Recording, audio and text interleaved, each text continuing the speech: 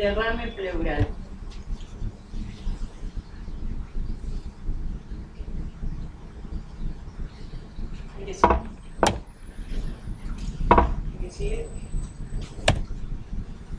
El derrame pleural es la acumulación de líquido en el espacio pleural. Y esto sucede cuando la velocidad de producción supera la capacidad de absorción. La que absorbe el líquido pleural es la pleura parietal. O sea, lo que está enfermo cuando hay un derrame pleural es la pleura parietal. ¿Y sigue? En cuanto a derrame pleural, bueno, siempre los clínicos nos molestan con el tema de los derrames pleurales. Tenemos dos grandes grupos, los trasudados y los exsudados. Los trasudados vamos, drenamos y nos vamos. Es un tratamiento médico. Esos son las causas, son patología clínica, insuficiencia cardíaca, cirrosis, síndrome nefrótico, atelectasia, diálisis peritoneal. La característica del trasudado, proteínas LDH son menores, son más bajas que la proteína LDH del plasma. El que sigue. Los exsudados. Bueno, acá sí ya prestamos un poco más de atención porque generalmente el líquido pleural que genera un exudado es el derrame pleural neoplásico. Y hay veces que no, puede ser algo infeccioso también. Es un padecimiento inflamatorio que, bueno, afecta directamente a las superficies pleurales.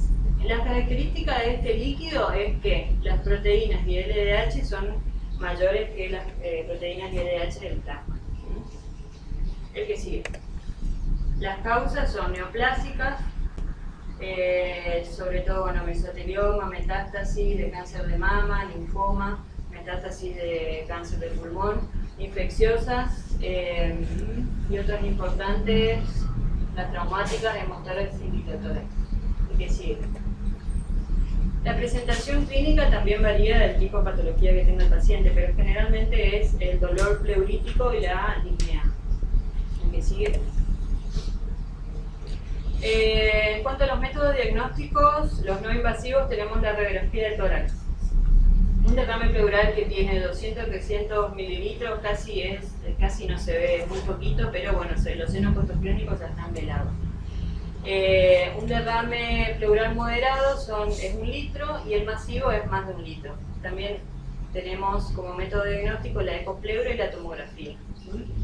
Y los invasivos, la toracocentesis, en donde, bueno, en la toracocentesis mandamos a líquido químico, cultivo y citología. Lo que sigue. Miren, 200-300 mililitros, algo se ve. Acá está lo que nuestro compañero nos pidió, una radiografía de perfil. Sirve para esto la de perfil.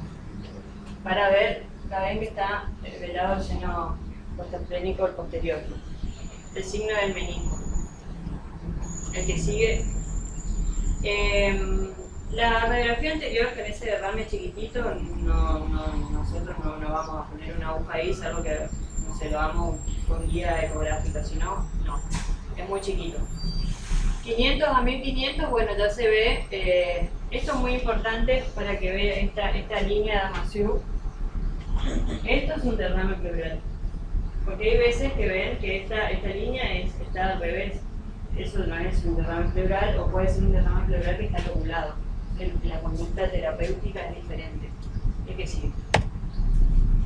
¿Qué sigue? ¿Qué sigue? Bueno, ahora el de empiema.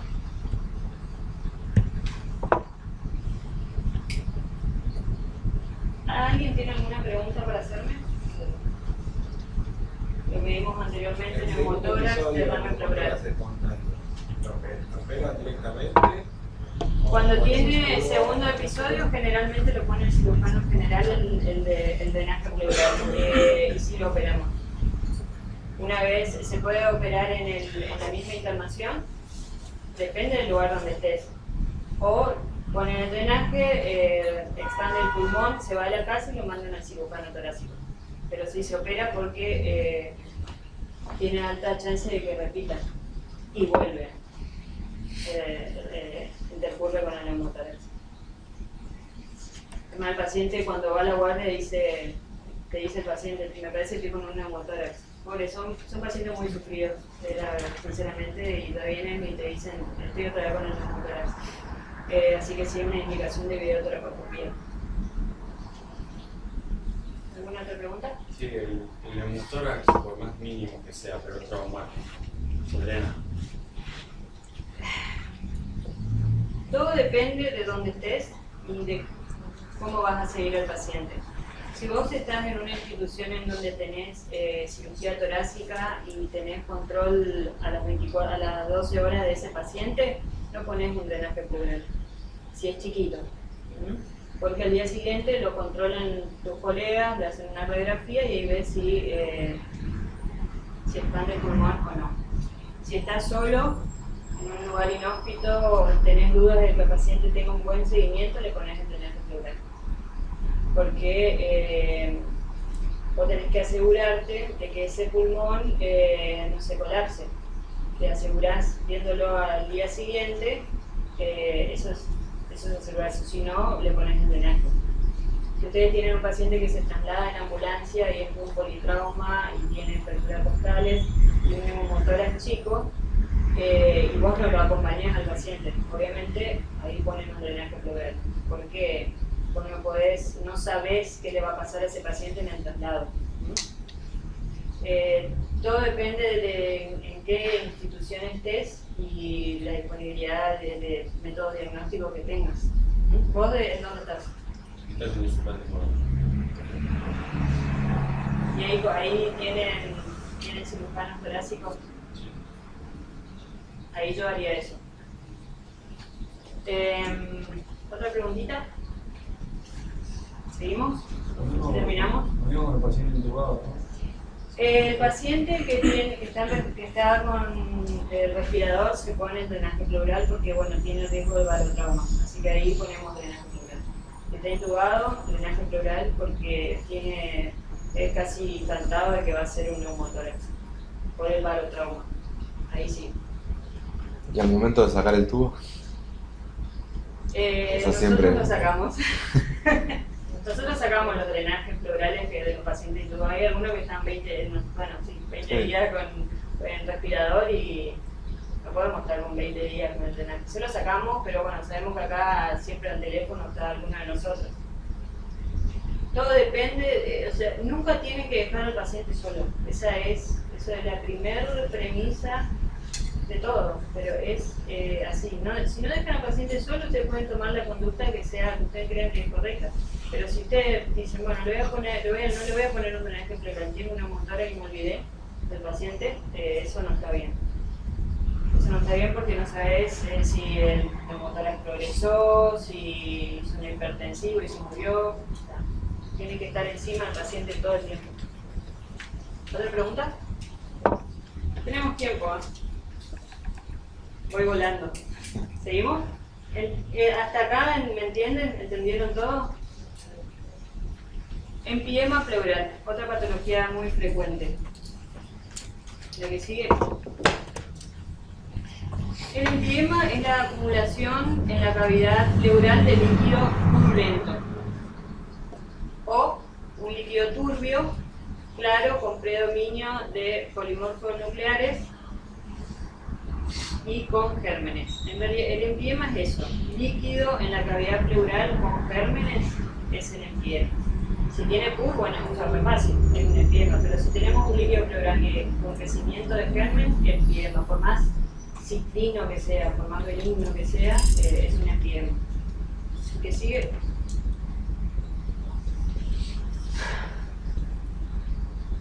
Las vías de infección, bueno, pueden ser a partir del pulmón, de órganos vecinos o del exterior.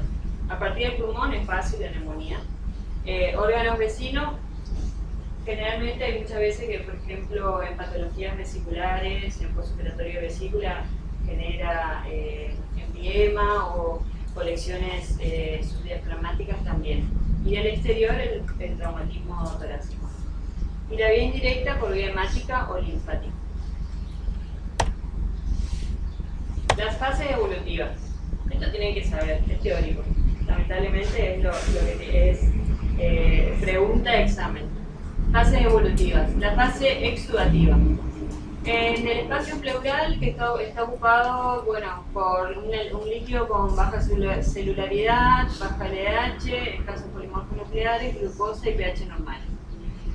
El tratamiento posibilita restauración ad interim.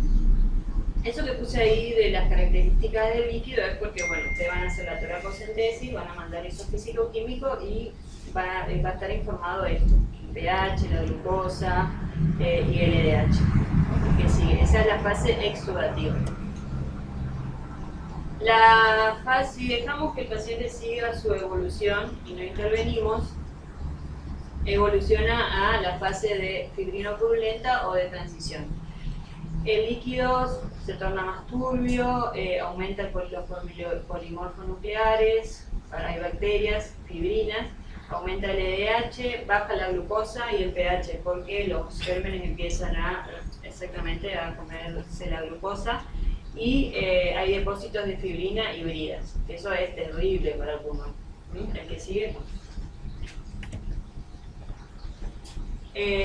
Y por último la fase de organización, que es de donde se genera el PIL pleural, atrapamiento pulmonar y organización de la raquis pleural. El pulmón empieza a quedarse colapsado. El que sigue. Un paciente con empiema. Cuando es un cuadro agudo, bueno, tiene el derrame pleural también genera dolor de tipo pleurítico, que es ese dolor en puntada de costado, ese es el dolor pleurítico. Fiebre, escalofrío, tos, disnea en progresión, compromiso del estado general y la semiología del derrame pleural. ¿Qué sigue?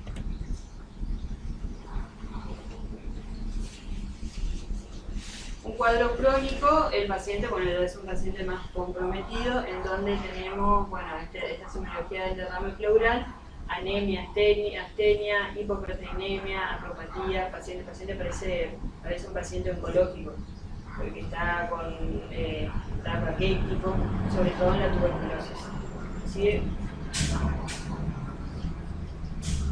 El diagnóstico con el examen clínico, fundamental, la anamnesis y el examen físico, laboratorio, paciente con leucocitosis, la placa de tórax, ecopleura, tomografía, luego de eso la función pleural, el estudio del líquido y la biopsia pleural.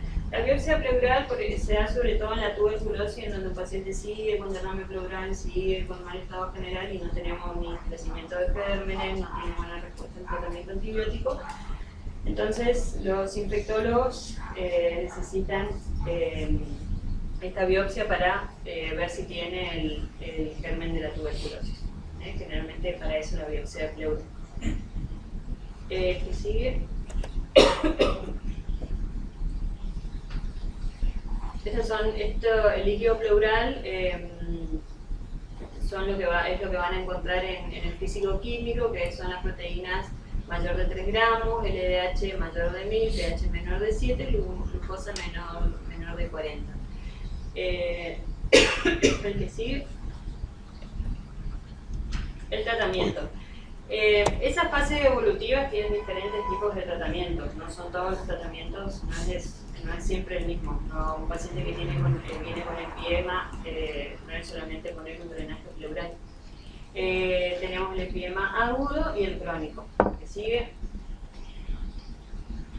El objetivo del tratamiento del empiema es controlar el agente biológico con antibióticos, evacuar la cavidad y restablecer sobre todo la función del pulmón y del tórax. ¿Que sigue? El tratamiento médico es el antibiótico, que siempre se inicia en forma empírica. Una vez que tenemos ese líquido, va al cultivo, retirograma y antibiótico adecuado. Y kinesiología es fundamental en estos pacientes, bueno, en todos los pacientes de tórax, pero bueno, en el empiema pleural es muy importante que tenga kinesio respiratorio. ¿Qué sigue, por favor?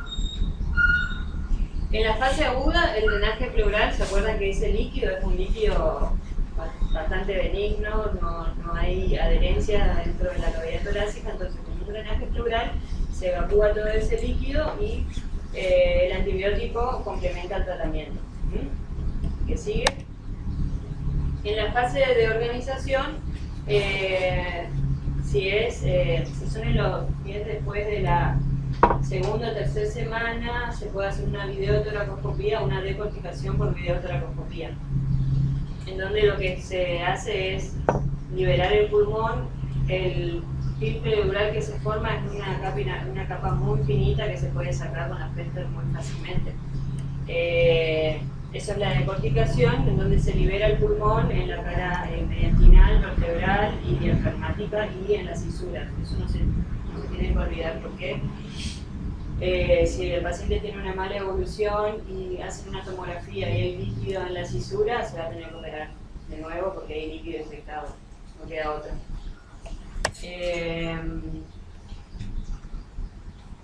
Y el tratamiento quirúrgico, la vía de abordaje son la toracotomía y la videotoracoscopía.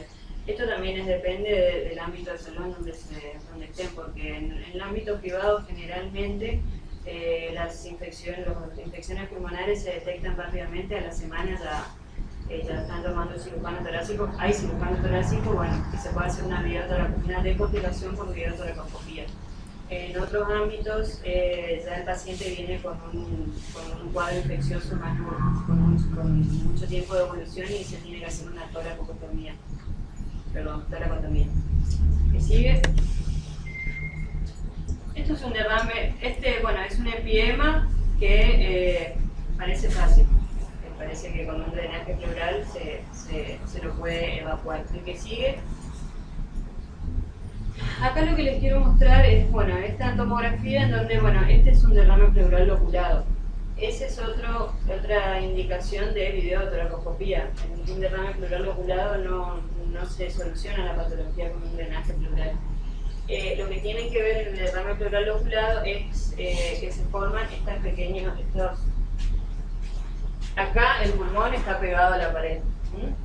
Y en la parte anterior hay más líquido. Entonces, si ustedes ponen acá el drenaje, se va a evacuar todo este líquido, pero arriba no se sabe. Hay veces que está conectado y se evacúa y hay veces que no. Y el paciente sigue con mala evolución. Entonces, del derrame pleural loculado no sirve el drenaje pleural, salvo que pongan varios drenajes pleurales o lo hagan guiado por tomografía, que no sirve. Eso es un derrame pleural loculado. Y acá lo que quiero mostrar en esta tomo es que se ve la pleura engrosada. Eso es otro signo de que puede ser un empiema. O sea, esta tomografía más un paciente con la presentación clínica que puse anteriormente, un empiema o un derrame pleural que está infectado.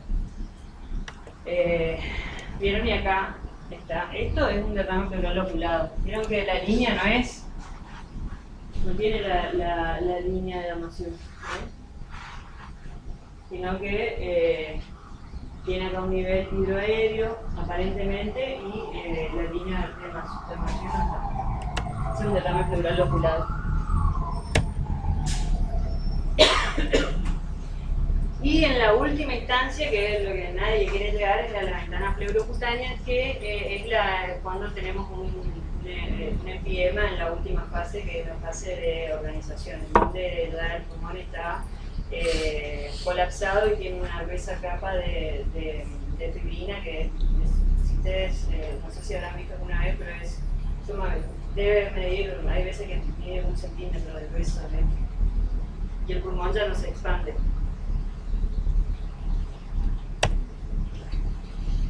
Eso es todo. ¿Tienen alguna pregunta? ¿Algo que no hayan entendido? En cuanto al manejo del espacio pleural, estas dos patologías son las que se ven con mayor frecuencia en la guardia o lo que ven los cirujanos generales, que es el neumotórax y el derrame pleural. Lo que hay que saber del neumotórax es diferenciar, si es primario o secundario, saber cuándo se puede drenar, todo depende también de dónde se encuentren. Si es un neumotórax grande hay que drenar siempre, porque el pulmón se puede expandir solo, el organismo puede absorber el aire, pero eso tarda un mes. Con un drenaje pleural el paciente en 7 días ya tiene solucionado el problema. Sí, decime. Cuando uno drena un derrame pleural, ¿hay alguna cantidad de líquido que ustedes establezcan como indicación para hacer una base? Y si fuese un hemotórax, si lo drenan escalonadamente o si lo drenan... El hemotórax, si viene más de 1500, es indicación de cirugía, Sí. más de 1500 mililitros. En cuanto al derrame pleural, si vos sacás, ponele, se dice que hay que sacar 1500 mililitros. Yo saco más, pero voy viendo cómo está el paciente. Cuando el paciente empieza a tener una tosecita seca, esa tosecita que es de expansión pulmonar o cuando duele el hombro, bueno, paro. Pero se dice que es 1500 mililitros. Después de eso, ya el paciente o tiene hipotensión o empieza a tener dolor o tos. Generalmente lo que se hace es esperar el cultivo o ver el fisicoquímico. El fisicoquímico es muy importante. Si tenés un paciente que tuvo fiebre, que tuvo antecedentes de neumonía y que tiene pH bajo, la glucosa baja, el LDH más de 1000, y ves una radiografía que a pesar de ese líquido que vos sacaste sigue con velamiento hasta campo medio, bueno, hay un drenaje pleural. O ves la tomografía. O si tiene una evolución tórpida a pesar del tratamiento antibiótico y a pesar de que tiene un drenaje pleural, ves una tomografía que está lobulado, videotoracoscopía se hace. Pero si no, no sé si contesté la pregunta. ¿Alguna otra preguntita? Consulta en cuanto a trauma. Los tubos orientados a la base, al vértice, porque dependiendo de la experiencia del cirujano, los años del cirujano... Depende de la escuela del cirujano de tórax. Yo pongo anterior y posterior en mi escuela, pero he trabajado con cirujanos torácicos que ponen superior y inferior. Sirve los dos. El tema es que el que pone inferior y superior es para el líquido abajo, para el aire arriba. Nosotros ponemos anterior para el aire adelante, el líquido atrás. Pero sirven los dos. Pero siempre ponen dos tubos. El trauma depende. Yo, por ejemplo, hay veces trauma cerrado de tórax que tiene líquido, vos ves un poco de líquido en base, y algunos cirujanos prefieren poner el tubo al vértice y otros que prefieren hacerlo a la base. Entonces, Sí, no, mira, ahí pones el drenaje para que depende de con quién estés trabajando, porque yo no te puedo decir, no, poné anterior, no, yo pongo todos hacia el ápice pulmonar. Porque bueno, los pacientes, más sobre todo el trauma suele estar en el cúbito. Por eso, en mi escuela, nosotros ponemos así. ¿Y en cuanto al tamaño? En cuanto al tamaño, es una buena pregunta, una muy linda pregunta. Si es sangre, 2,27, si es aire, 2,25,